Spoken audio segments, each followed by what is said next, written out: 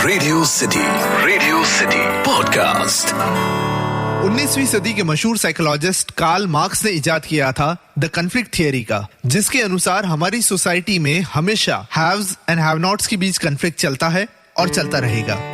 पर 1982 में psychologist Charles brainer एक नई थियरी लेकर आए जिसका नाम था the modern conflict theory.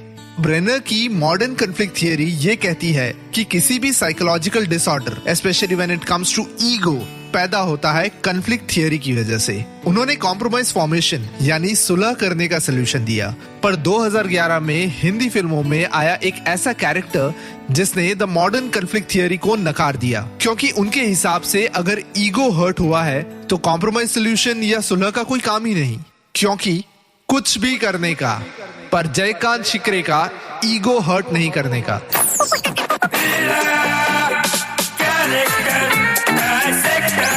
Character dissector with Atiq. Radio city पर मैं हूं कैरेक्टर डाइसेक्टर अतीक, और आज हम डाइसेक्ट करेंगे एक ऐसे विलन को जो आयरॉनिकली हमारे फेस पर जितनी स्पीड से स्माइल या लाफ्टर लाता है उतनी ही स्पीड से डर भी लाता है, जयकांत शिकरे।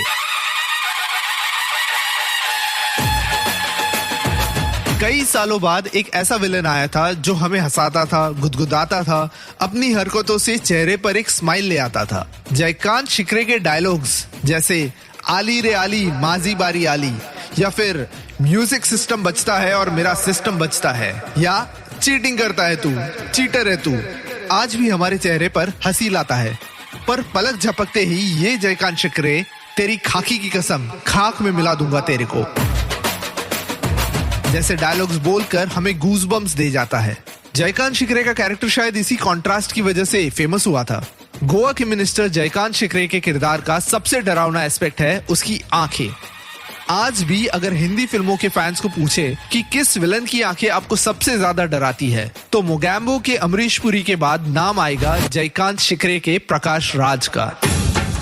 जयकांत शिकरे एक कैमिलियन, एक गिरगिट की तरह था।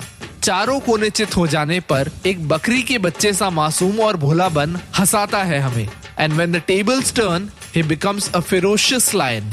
सिंघम फिल्म के फर्स्ट हाफ में एक मजेदार जयकांत शिकरे दिखाई देता है जो अपने डायलॉग से, अपनी हरकतों से हमें हंसाता है। पर फिल्म के सेकेंड हाफ में जयकांत शिकरे ऐसा डर पैदा करता है कि फिल्म का ऑडियंस भी दंग रह जाता है। एक ही फिल्म में ऐसे दो एक्सट्रीम इमोशंस को लाना इस कैरेक्टर की खासियत है। जयकांत शिकरे एक ऐसा क्रूर इंसान था जिसे जीवन में सिर्फ पैसा और पावर चाहिए था, और पैसे और पावर के लिए वो कुछ भी कर सकता था। हम जयकांत शिकरे पर हंसे, उसका मजाक उड़ाए, सिंघम द्वारा उसकी पिटाई पर तालियां बजाए, या फिल्म के एंड में फेक एनकाउंटर करके जयकांत शिकरे को मारने पर खुश हो जाए। जयकांत को वो सब एक्सेप्टेबल था। पर एक बात जयकांत शिकरे हमें बार बार याद दिलाता है कि जो भी करने का जयकांत शिकरे का ईगो हर्ट नहीं करने का।